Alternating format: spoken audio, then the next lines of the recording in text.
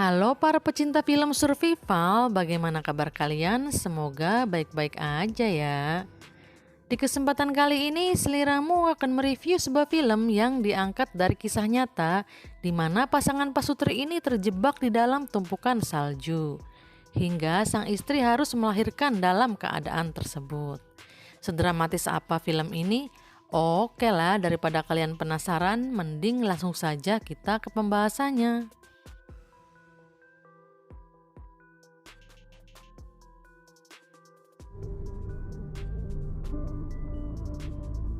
Film dimulai dengan diperlihatkannya sebuah mobil yang dibaluti salju yang sudah membeku. Terlihat seorang wanita yang bernama Viola dan juga suaminya yang bernama Matt yang terjebak di dalam mobil dan tidak bisa keluar karena mobilnya berselimutkan salju yang sudah membeku. Dan ternyata semalaman mereka tertidur di mobil, namun saat terbangun mobil mereka terjebak salju. I'm sorry, baby. I'm just trying to get my head around this, okay? I knew we should have kept on trying to get to a village or something. It was freezing rain. Setelah itu, Fiona mencari ponselnya untuk bisa menghubungi seseorang, namun sayang mereka tidak mendapatkan sinyal di situ. Setelah itu, Matt mengambil peta untuk melihat posisi mereka dan juga melihat perbekalan makanan yang mereka bawa. Chicken, cheese, and a herring sandwich. Kemudian Fiona kembali ke jok belakang dan Matt memastikan jika bayi dalam kandungan Fiona baik-baik saja. How's she doing? She's fine. She keeps on cooking. Sambil rebahan, mereka tidak mempercayai jika akan terjebak di situ dan tidak bisa keluar dari mobil. Lalu Matt menggeledah kantung-kantung mobil untuk menemukan sesuatu yang bisa digunakan. Kemudian dia menemukan sebuah lilin untuk bisa menerangi saat malam hari tiba. It's really good. Like some.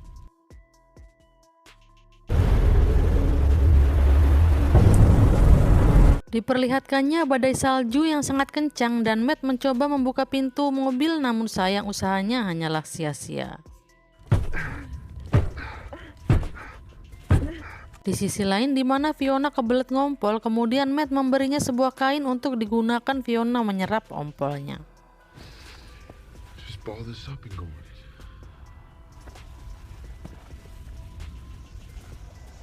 Selang beberapa lama, Fiona mengoprak-oprek tasnya untuk mencari sesuatu, lalu dia membuka semua perbekalannya dan membagi-baginya menjadi 24 bagian, di mana mereka bisa bertahan dengan makanan itu selama 12 hari. That's what we have to survive on. Karena badai salju semakin kencang, Matt menyarankan untuk tidak keluar dari mobil, namun Fiona memaksa untuk memecahkan kaca dan menggali gumpalan es itu untuk pergi dari situ. We're gonna freeze in here. And you don't think we're gonna freeze out there? What if it hasn't even stopped snowing yet? Namun Matt menyarankan jika itu adalah ide yang buruk karena di luar sana mungkin mereka akan mati membeku.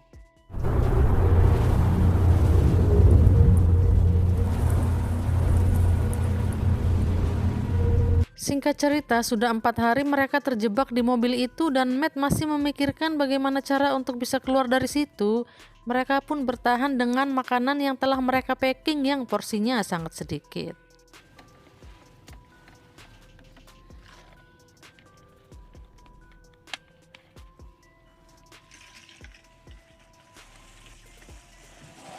Hari berganti masih dengan situasi yang sama, lalu tiba-tiba tanpa sengaja Matt menyenggol botol aqua hingga air tertumpah, lalu dia pun marah kepada Fiona karena dia lalai menutup kembali botol aqua itu. I have to put the cap back on. I'm sorry. Great. Great. Sorry, we just need to be more careful. Masih di tengah badai salju, mobil pun semakin terkubur dalam, namun tiba-tiba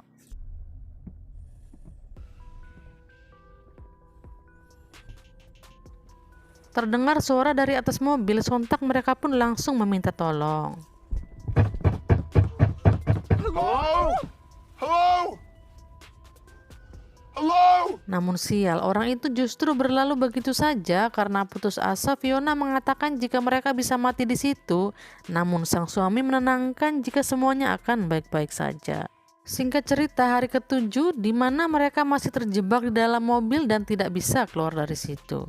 Lalu Matt menyalakan lilin dan mencoba melelehkan salju di dekat jendela agar jendela bisa terbuka. Di sisi lain di mana Fiona tidak sengaja menjatuhkan ponsel, lalu saat dia memperbaiki ponselnya tiba-tiba orang tua Fiona menelponnya.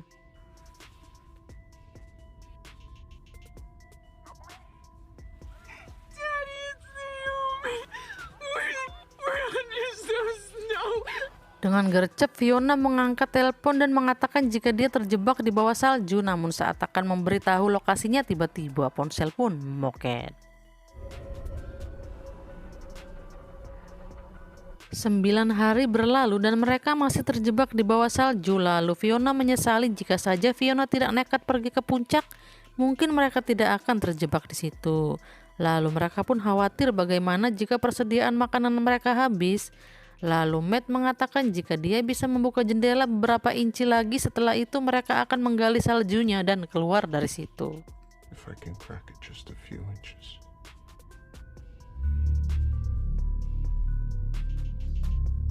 Hari berganti di mana mereka masih berada di bawah tumpukan salju dan tepat di hari ke-11 tiba-tiba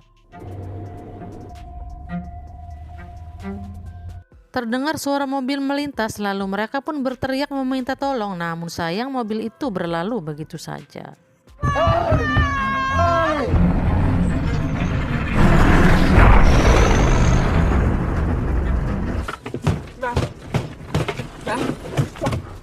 Kemudian Fiona meyakinkan Matt jika akan ada mobil yang datang lagi, namun Matt menyesali kejadian itu yang membuat dia bisa dipecat karena tidak masuk kerja selama hampir 2 minggu lamanya. Singkat cerita, di mana sudah 15 hari mereka terjebak di dalam mobil, terlihat Matt yang mengikis salju untuk dijadikan air supaya bisa mereka minum.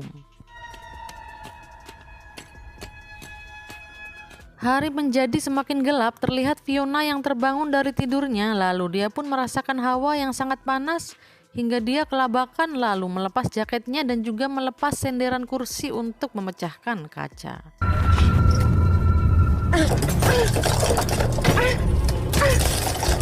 Saat Matt mencegahnya, Fiona semakin membabi buta, lalu Matt terus menenangkannya karena jika dia memecahkan semua kaca maka mereka akan mati membeku. What are you doing? Stop! I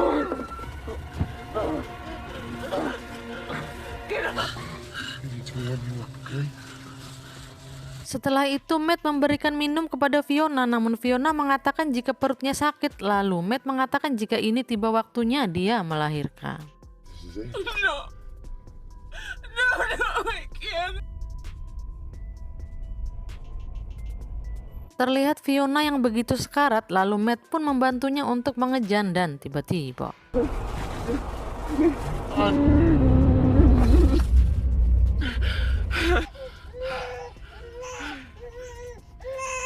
seorang bayi perempuan lahir dan Fiona pun menangis terharu karenanya.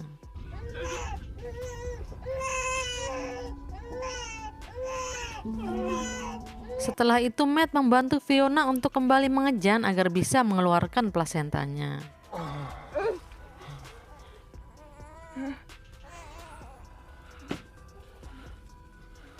Singkat cerita, tepat di hari ke-17 mereka masih terjebak di situ, lalu Fiona membayangkan makanan-makanan enak yang selalu mereka nikmati setiap pagi. So crispy and golden with... Kemudian Fiona menanyakan kepada Matt apa nama yang akan mereka beri untuk bayi mungilnya, lalu Matt memutuskan untuk memberi nama Olivia yang berarti hidup atau kehidupan. Tepat ke hari 20 di mana Matt masih berusaha bagaimana untuk bisa keluar, lalu dia pun terus mengikis salju agar bisa membuat lubang untuk bisa keluar dari situ. Terlihat bayi mereka yang rewel mungkin karena kedinginan, lalu Matt memberikan jaket miliknya untuk diberikan kepada putrinya. Kemudian Matt kembali meneruskan menggali salju sementara Fiona tertidur bersama anaknya. Hari berganti, pagi pun menjelang di mana Fiona terbangun dari tidurnya. Kemudian seperti biasa dia mengucapkan selamat pagi kepada suaminya. Namun saat itu suaminya tidak menjawab sama sekali.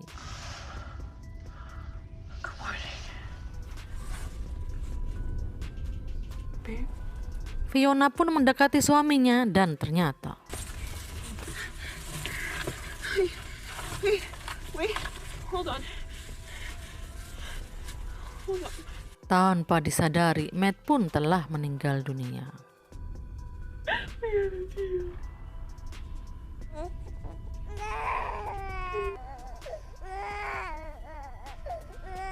Hari-hari terus berganti di mana sebuah mobil melintas di dekat mereka, lalu Fiona pun berteriak meminta tolong.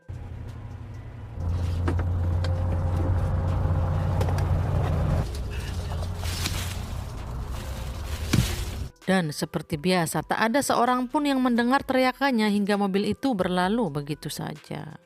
Singkat cerita, di saat Fiona memberikan ASI kepada bayinya, namun sang bayi tidak mau menyusu dikarenakan ASInya kering karena sang ibu tidak mendapatkan asupan makanan yang layak.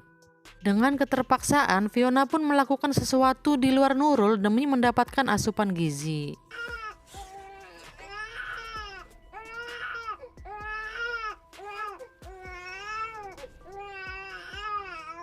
Syukurlah pengorbanannya pun tidak sia-sia dan berhasil. Masih dengan situasi yang sama berhari-hari setelah suaminya meninggalkannya dan tepat di hari ke-24 di mana suasana dalam mobil begitu berantakan dan sisa makanan pun habis. Lalu Fiona pun melihat sinar matahari dari atas mobilnya. Gak pakai lama dia langsung mendekati jendela yang sudah terbuka. Kemudian dia mengikis salju yang mulai melunak karena terkena sinar matahari. Dia merasa sangat girang lalu mengatakan kepada bayinya jika mereka sekarang bisa keluar. Gak pakai lama Fiona langsung bersiap-siap untuk membawa anaknya dan berpamitan kepada suaminya yang telah tiada.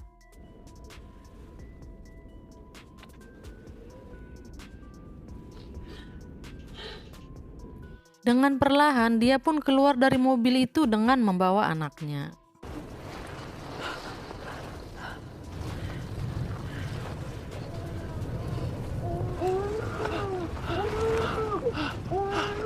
Dengan tenaga yang tersisa dia berjalan dan terus berjalan hingga dia pun terjatuh.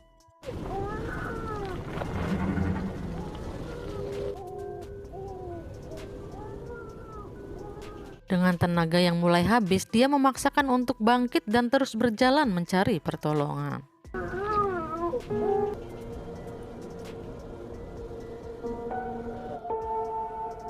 Setelah jauh dia berjalan, akhirnya dia melihat pesawat melintas di atasnya yang memberi tanda jika dia sudah dekat dengan peradaban. Dia pun terus berjalan tanpa henti dan akhirnya